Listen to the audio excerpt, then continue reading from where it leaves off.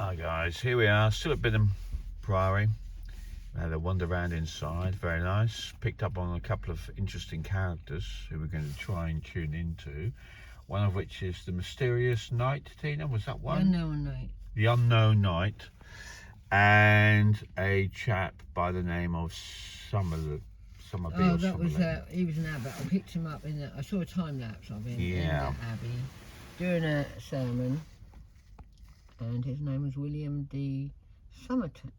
Yeah, so we've come back into the van simply because there's quite a few people buzzing about, and it just destroys the reading. The link. So yeah, so we thought we'll give a go inside the van, and so I tried to tune into this unknown knight that was discovered here, and I got the name Roger de Priory.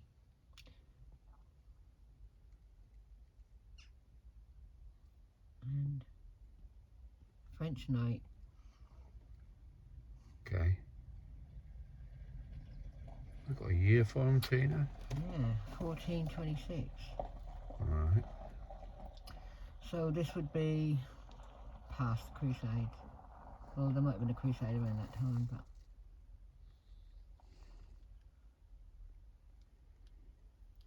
he was pretty young, in his 30s. I've got this black page boy haircut like this. Yeah. Sort of curled up. And a fringe. Right. He died in battle. Whereabouts?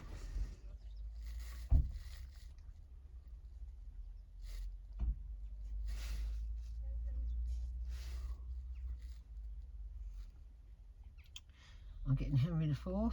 Maybe Agincourt. Yep. Yep. Agincourt. That's what I feel. But that was the English against the French. If this was a French knight, he would have been... Yeah, but it doesn't mean he was French. But no. His name, because they come from the French people. Yeah, yeah. So he could have been an Englishman with a French name. Yes.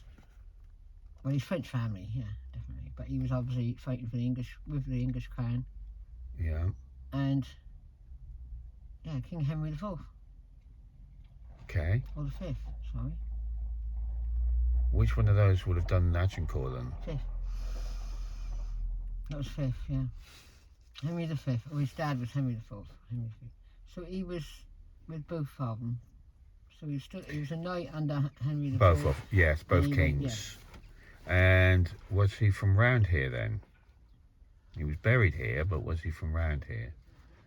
Well, he must have been, mustn't he, Michael? Because, well, he'd end up in Binham Priory.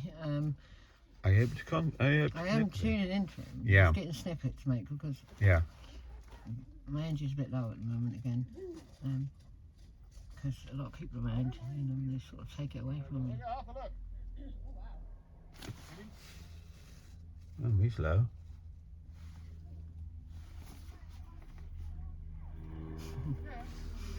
Just reminds me of what the other man said, you know.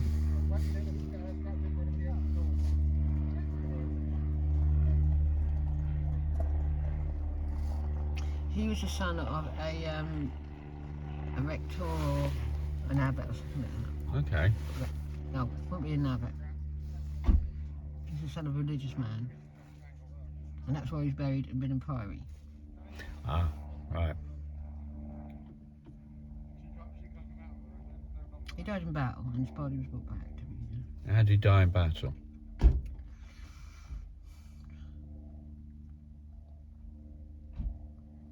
Sword. He was fighting with a sword. He was one of the people who went out first. Oh. Do you understand what to I'm saying? draw them in. To draw them in. So a lot of them got killed, didn't they? So they were the sacrificial lamb, weren't they? Sacrificial lambs, yeah. He was like a heralder. Wow. And he it was a suicide mission though, wasn't it? None of them we told when he wouldn't die. Yeah. But he did.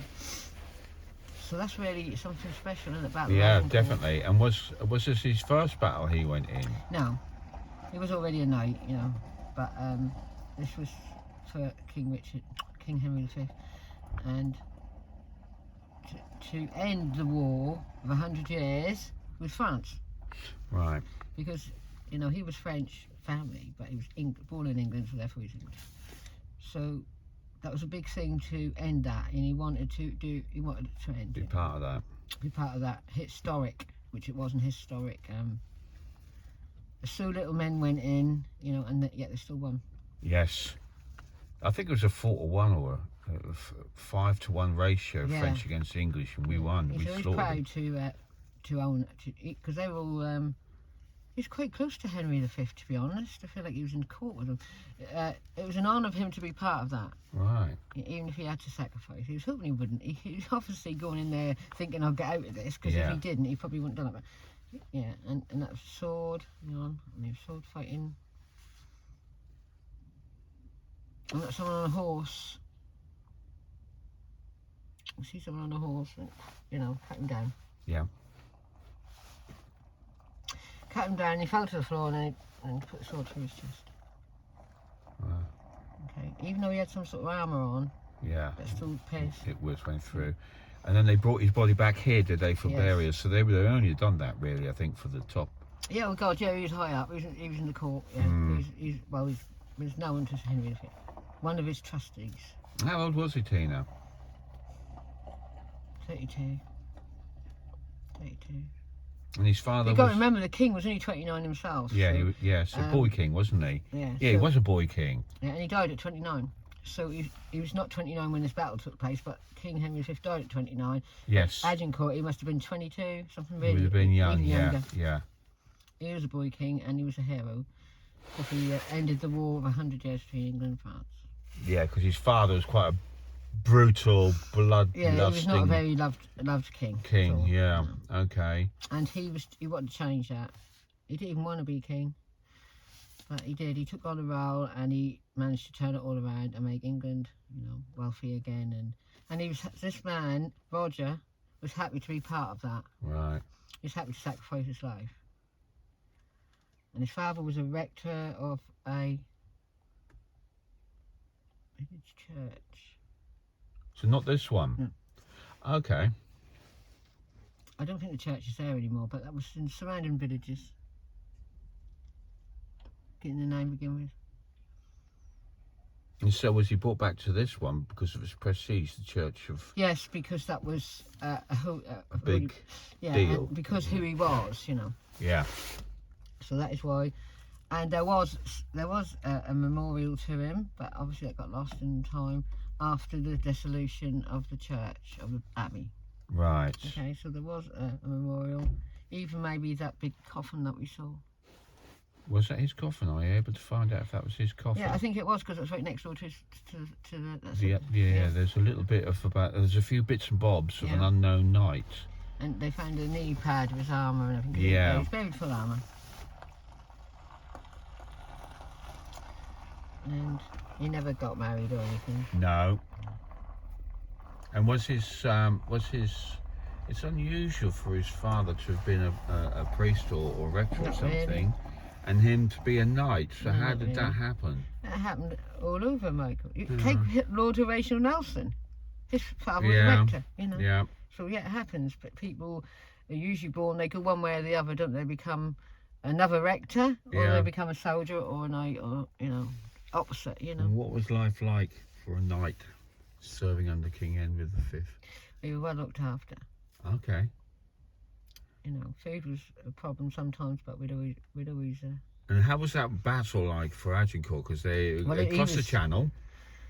It was a lot of excitement going there across the channel that we were actually going to do something to end this war. Yeah. And I think he wanted that war to end because he had French blood, and he didn't want the war to continue. That's what I'm feeling from him. So we thought he was doing his bit. Yeah. To stop it, okay? And there was so few of us that but we never thought for a second that we were going to lose this battle. Okay. We never thought that we would not win, because King Henry V was such a born leader. Well, how he talked and how he roughed the men up, and got them to go. They thoroughly believed in him. They believed in everything, because they'd such a bad king before, so he was that breath of fresh air, and they all wanted to back him. And he backed him. He lost his life. He was in the battle. He didn't lose his life straight away. That was like. He was in for a bit. In for a bit and winning, and then someone just was on a horse. See, the French were on a horse with bloody all up full armour.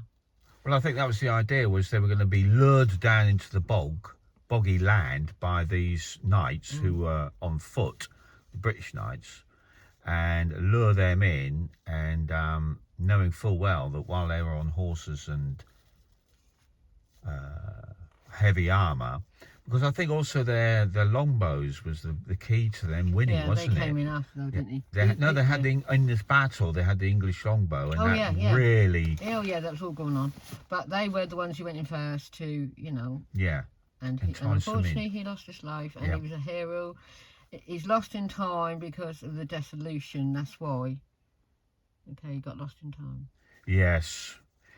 Did he actually know King Henry V? Yes. What can you tell us about him? He was a strong leader. He was a boy, but we took him seriously. He was a king. Of course we're taking him seriously. He was like a breath of fresh air after England had been in quite a depression with Henry IV. What we could do with today, when you think about it. Well, a breath of fresh air, perhaps some youth.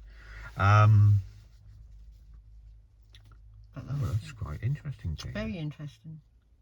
The family's name is Du Pomperay. And where were they living though, Tina? Can you able to pick that up? Obviously they were living in a big house. Yeah. Is she able to tell the name of the village? The name of the house? I get his father's name was Hugo. Tell me that. Hugo de Pomperay. What's the name of the house?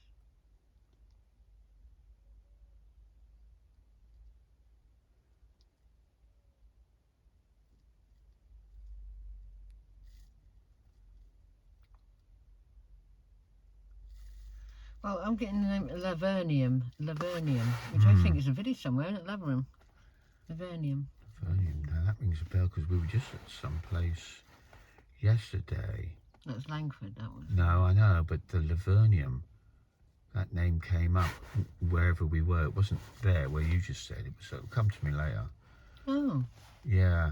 They might not have been close by, but he ended up in Binham Priory because this is a big, huge French, winning the Congress. Does he know why he was buried here then, Tina? Because he was a hero and he had to go somewhere bigger. He just couldn't go to a local church. Right. That's why. Because of what he was like. It had to be a prestigious hero because he put himself forth to. And was he buried inside the abbey or outside? Inside. And was that coffin that we saw in there his coffin, or was that somebody else's? He was in the coffin like that, so I'm just going to presume it was. Yeah, okay. Why is he trapped here, Tina? Is he trapped here? Has he come through because you asked him to? I don't feel he's trapped here because he said that he made his grace with God on that battlefield. So he knew where he was going in for. Yeah. And he knew that, he hoped he wouldn't die. Yeah. But he did. Unfortunately, he was killed by a French. So he came through then because you. Because I was asking. Because you asked for him. Who are you? Yeah. Yeah. Because nobody knows. So like you said, it's been lost in the time of Henry VIII, I think. Probably destroyed most of the information. So it's the mysterious knight, or the forgotten knight, and now you've been able to put a name there, and his last battle, very famous battle, and those people who sacrificed themselves to be the guinea pigs, not guinea pigs, but to suck the French in, as it were. A bit of a suicide mission, so he was an absolute hero. He's a hero, and that's why he got buried in this big, huge priory rather than little. Yeah. That was the ultimate sacrifice, wasn't it? It was a pawn, really, wasn't he? But no, he knew that he was taking a huge, massive risk. Yeah. So he's not trapped. No, he's not trapped. No. Because he made peace with God on that battlefield. So that's what told me. I made my peace with God on that battlefield because I thought I was doing the right thing for my king and country. Yeah. And they actually were, because it actually ended a war that was going on for 100 years. Yeah.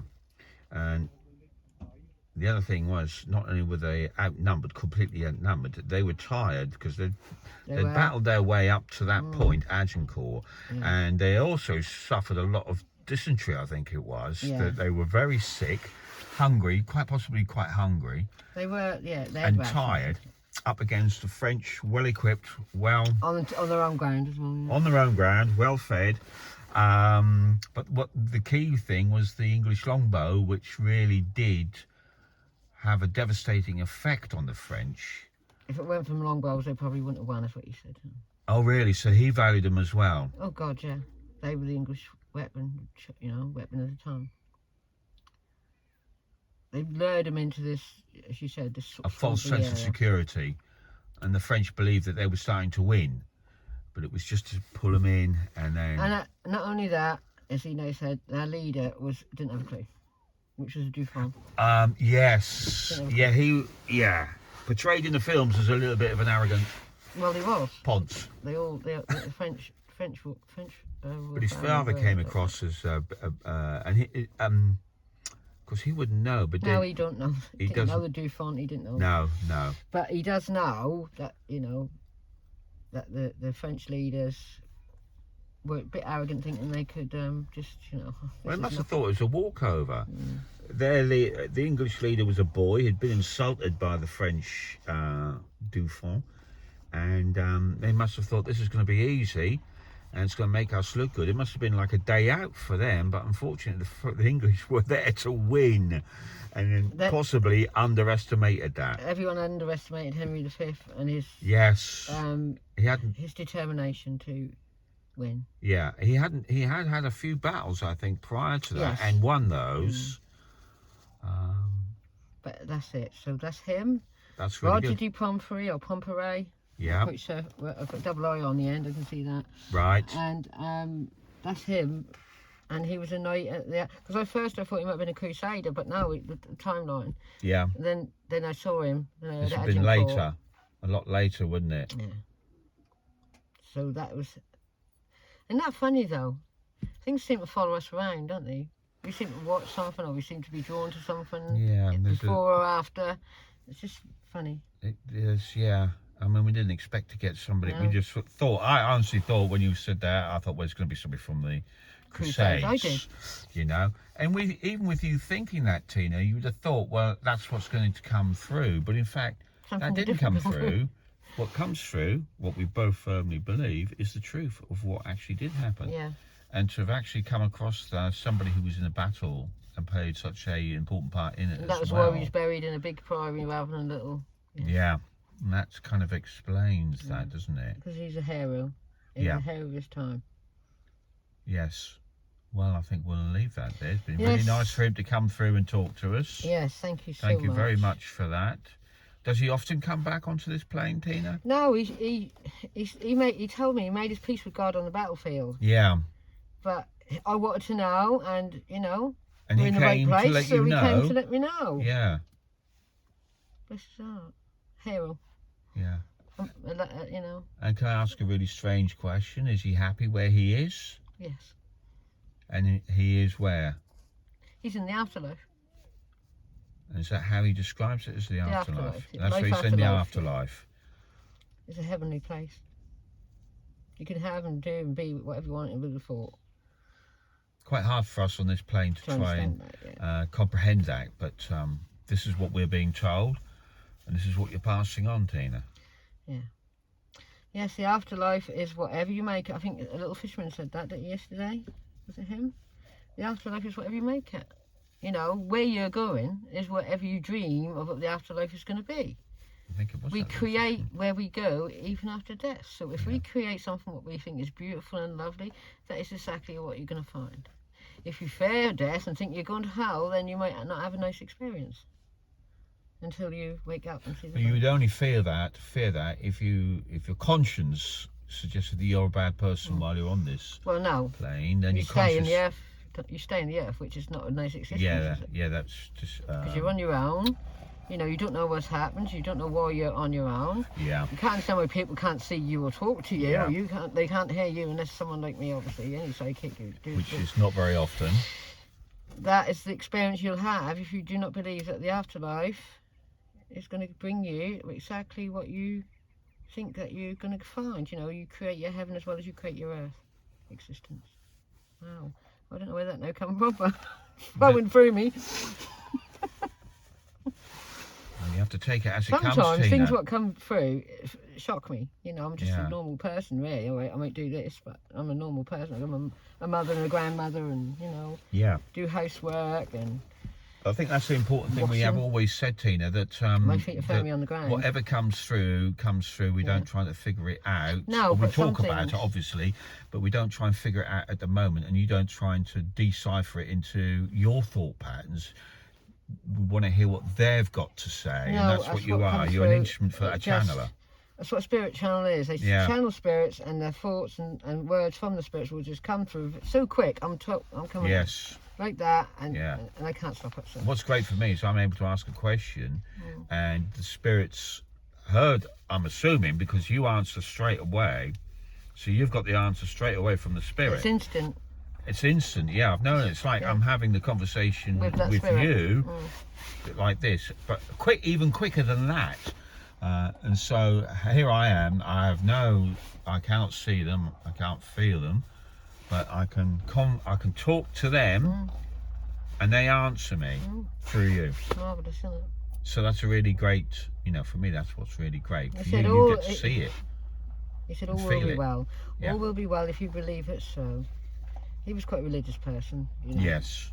And he believed in God. They all believed in God in the courts of Henry V. Yes. And thought they were doing God's work, and they probably were in a way, because that war was going on for so long.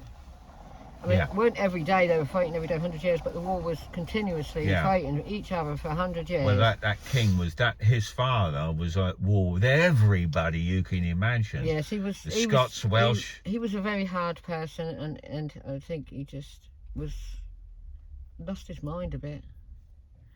But his son never meant to be king, was he?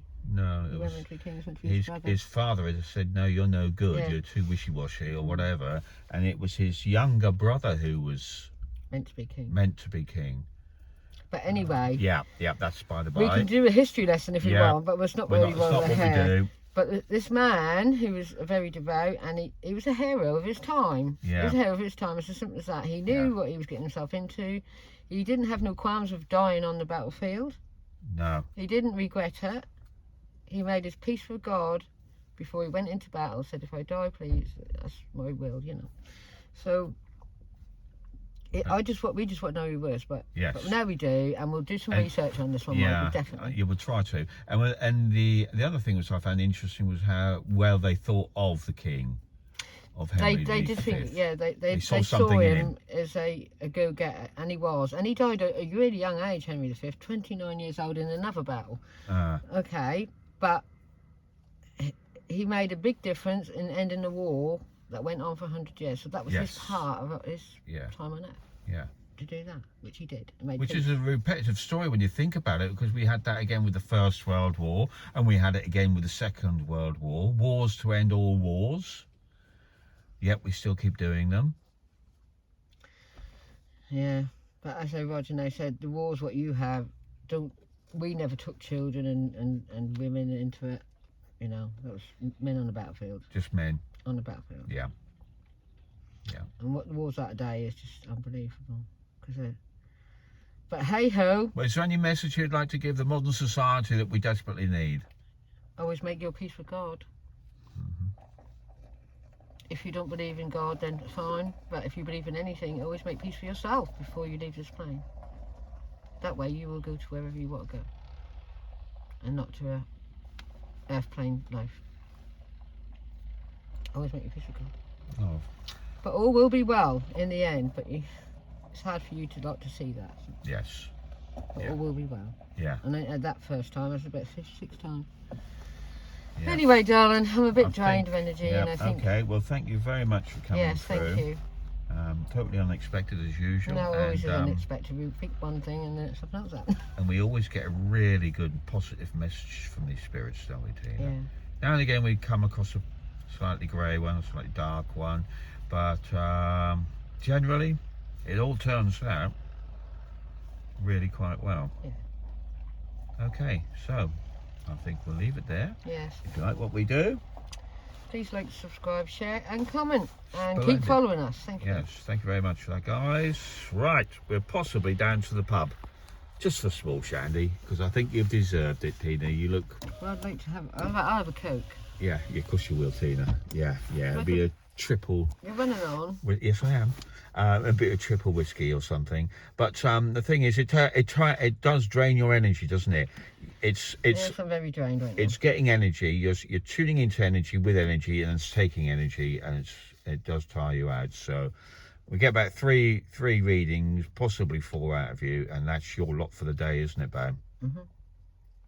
Okay, thanks very much for tuning in, guys. It's been a lovely day for us here at Binham Abbey, and I'd recommend coming over and having a look and spending some time here. It's very peaceful, as they all are, and yeah, should be working for TripAdvisor, really, Tina. Okay, right, guys, we'll see you later. Bye. Goodbye.